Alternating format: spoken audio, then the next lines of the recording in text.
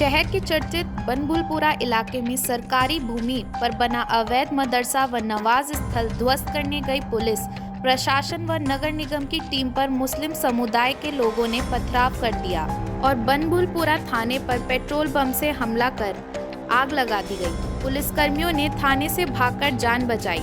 इस दौरान 6 की मौत हो गई जबकि 250 से अधिक घायल हैं। डीएम ने मुख्यमंत्री को फोन कर जानकारी दी कि प्रभावित इलाके में कर्फ्यू लगा दिया गया है और उपद्रवियों को देखते ही गोली मारने के आदेश दिए गए हैं। एहतियात के तौर पर इंटरनेट सेवा ठप कर दी गई है। ये कोई आइसोलेटेड एक्टिविटी नहीं थी।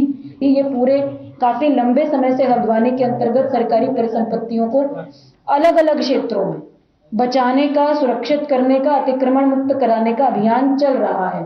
उसी के क्रम में इस प्रॉपर्टी पर, जो कि खाली प्रॉपर्टी है, जिसमें 2 स्ट्रक्चर्स हैं जो कहीं पर भी ना तो किसी धार्मिक संरचना के रूप में रजिस्टर्ड हैं, ना ही किसी प्रकार से मान्यता प्राप्त है।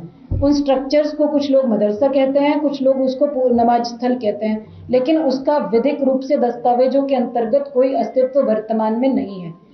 तो हमारे द्वारा डिमोलिशन ड्राइव जो है कंटिन्यू करने का निर्णय लिया गया, क्योंकि किसी भी प्रकार का स्टे संबंधित परिसंपत्ति पर नहीं था, किसी व्यक्ति का कोई अधिकार नहीं था। सामान्य रूप से एक विधिक प्रक्रिया अतिक्रमण हटाए जाने की अलग अलग क्षेत्रों में चल रही है, तो इस क्षेत्र में भी करी गई। इसको हमारी टीमें मूव हुई, हमारे रिसोर्सेज मूव हुए, किसी को कोई नुकसान नहीं पहुंचाया गया, किसी को प्रोवोक नहीं किया गया, किसी को उकसाने की कोशिश नहीं करी गई, किसी भी प्रकार की कोई ऐसी एक्टिविटी करने की कोशिश नहीं करी गई जिससे कि जन संपत्ति की हानि हमारी टीमों के माध्यम से या प्रशासन या पुलिस के माध्यम से हो। पीसफुली डिमोलिशन ड्राइव शुरू हुआ। प्रिवेंशन के लिए फोर्स लगाई गई, अतिक्रमण की कार्रवाई के लिए जितनी फोर्स रिक्वायर्ड होती है वो लगाई गई, लेकिन कुछ अराजक तत्वों के द्वारा अनप्रोवोक्ड, अनहार्म्ड, अनटच्ड तरीके से पूरी कार्रवाई होने के बाद भी बड़ी मात्रा में विदिन हाफ एन आवर इकट्ठा होकर हमारी जो टीमें हैं नगर निगम की, उन पर पहला अटैक किया गया पत्थरों के माध्यम से। पत्थर बरसाने शुरू करे गए चारों तरफ, जो छतें हैं उनके माध्यम से। मैंने आपको 30 तारीख की फुटेज दिखाई, किसी छत पर कोई पत्थर नहीं था। इसका मतलब इट वाज प्लान्ड कि जिस दिन भी डिमोलिशन ड्राइव होगी हम उस दिन इस तरह से फोर्सेस को अटैक करेंगे, इस तरह से डिमोरलाइज करने की कोशिश करेंगे स्टेट मशीनरी को। पहली मॉब जो आई पत्थरों के साथ, उनको डिसबर्स कर दिया गया। तो दूसरी मॉब आई जिनके हाथों में पेट्रोल बम थे, जो फ्यूल होता है उसकी प्लास्टिक की बॉटल्स थी, उसमें उन्होंने आग लगा कर फेंकी।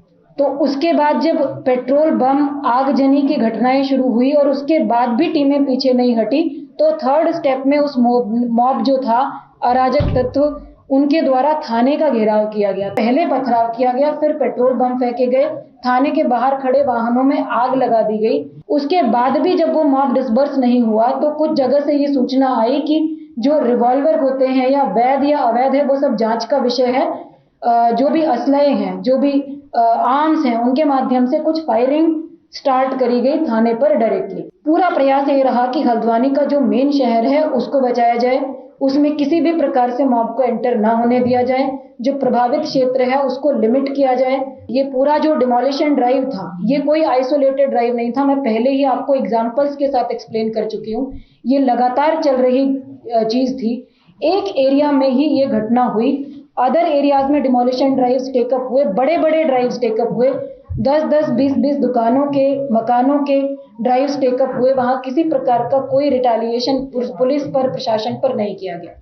जिस प्रकार की घटना कल घटित हुई है उससे ये प्रतीत हो रहा है कि जितना ज्यादा समय दिया जाता, ये हमारा मंतव्य है कि जितना ज्यादा समय दिया जाता उतना ज्यादा प्रिपरेशन बढ़ती और उतना ज्यादा हल्द्वानी में और ज्यादा जनहानि और संपत्ति की हानि के हालात उत्पन्न होने की संभावना बढ़ती। ये जो मॉब था, जिन लोगों ने भी ये घटनाक्रम कल घटित किया है, इस मॉब का पूरा प्रयास स्टेट के जो सिंबल्स होते हैं, सिस्टम के जो एडमिनिस्ट्रेशन के जो सिंबल्स होते हैं, लॉ एंड ऑर्डर की जो व्यवस्था होती है, कानून की जो व्यवस्था होती है, उसको चुनौती देने का प्रयास था। इन्फोर्समेंट एक्टिविटी करने के लिए अगर किसी क्षेत्र में हमको वॉर जैसी प्रिपरेशन करनी पड़े तो क्या ये अपने आप में ये प्रश्न चिन्ह नहीं लगाता कि वो क्षेत्र कानून व्यवस्था का सम्मान करता है या नहीं करता है। बिल्कुल इंटेलिजेंस फेलियर नहीं है, सारी तैयारियां करी गई थी। ये डिमोलिशन ड्राइव थी, ये कोई रायट नहीं था, दंगे की तैयारी नहीं थी।